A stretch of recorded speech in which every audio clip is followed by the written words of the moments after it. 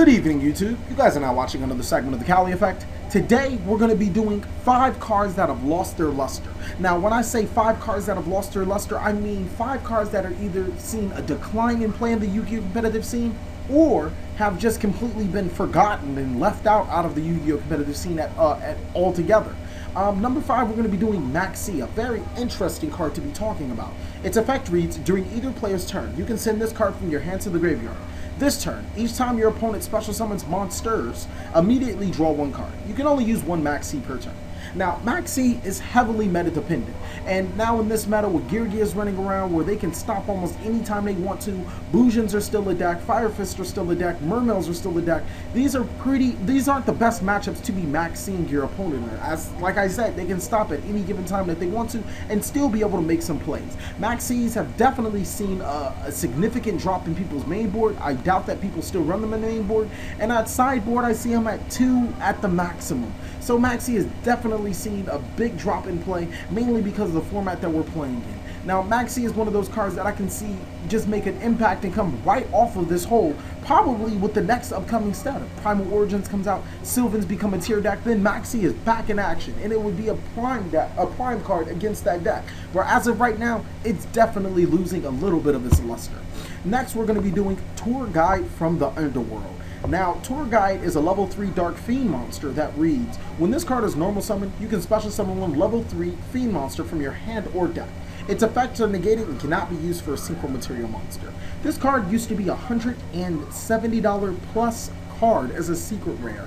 It used to be used in every competitive deck, period.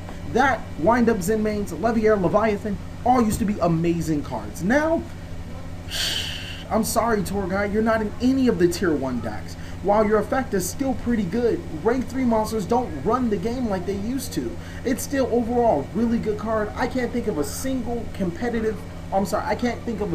top YCS deck list that included Tour Guide in it, as opposed to around when it first came out and Xyz first came out, Tour Guide was ran in every single deck.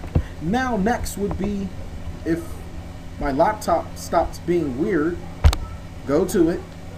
You can do it, laptop. God, I need a new laptop. Next, we're going to be doing Dark Arm Dragon.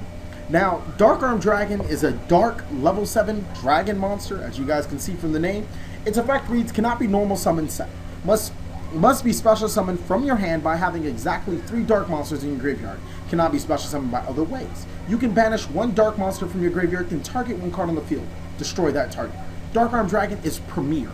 When Dark Arm Dragon came out, $200+ card, ran in the only deck that was good in the format. Now, Dark Arm Dragon is hardly even thought of when it comes to deck building. Even in some decks that could utilize Dark Arm Dragon, it's excluded because at times Dark Arm Dragon can be extremely inconsistent. Granted, it is practically a game winner, 2800, being able to pop 3 cards, but at 1, and then on top of that, having the inconsistency issue of drawing Dark Arm Dragon when you don't need it, it turns a lot of players off to it. There hasn't been a single deck. Actually, let me take that back. There hasn't been a deck in the past 2 formats, probably even 3 formats that I can think of. I actually think that the Blackwing deck did not use Dark Arm. Quote me if I'm wrong. I'm probably wrong. But Dark Arm Dragon has not been in the top 32 YCS deck list in a very long time. And it just shows you how much luster that this card used to have and how much that it lost. Next will be Jinzo. Now, for you guys that didn't know, Jinzo used to be the card back then, back when Feral Servant's out. It's a level 6 machine, 2400 attack, reads, trap cards and their effects on the field cannot be activated. Negate all trap effects on the field. Now, Jinzo does not seem like, oh my god, it's amazing. But back then, Jinzo used to be it. Jinzo used to be the man around, negating all trap cards on the field, 2400 body. The only thing that really could have got over it, summon score. But other than that, Jinzo reigns supreme. Nowadays, what is a Jinzo? I don't even see it in sideboards anymore. Like, Jinzo is still a really good card, but the limitation of people not using the tribute summon mechanic has really hurt Jinzo. Now, I really think Jinzo could make an impact in this meta, let's say against Gear decks and such on and so forth, just because Jinzo says, hi, nice 24 trap cards, I'm going to shut you down. But right now, he's lost a lot of luster from his prime. Last card, which pretty controversial on the list, is Blackluster Soldier, Envoy of the Beginning. Now, Blackluster Soldier, Envoy of the Beginning is a level 8 warrior, 3000 attack, 2500 defense with 2 effects. The first effect, well, the first part of its effect, it actually has 3. Cannot be normal summon set. Must first be special summoned from your hand by banishing 1 light and dark monster from your graveyard. Once per turn, you can activate one of these effects. Target 1 monster in the field. Banish that target face up. This card cannot attack during the turn you activate this effect. During damage step, if this attacking card destroys an opponent's monster by battle, it can attack a second attack in a row. Now, those 2 effects are amazing. They're godsends. But there's a huge problem with Blackluster Soldier. Not a lot of decks play light monsters and dark monsters at a consistent rate to drop Blackluster Soldier. That is the hugest problem with Blackluster Soldier right now. As I say, the main decks, Girgia,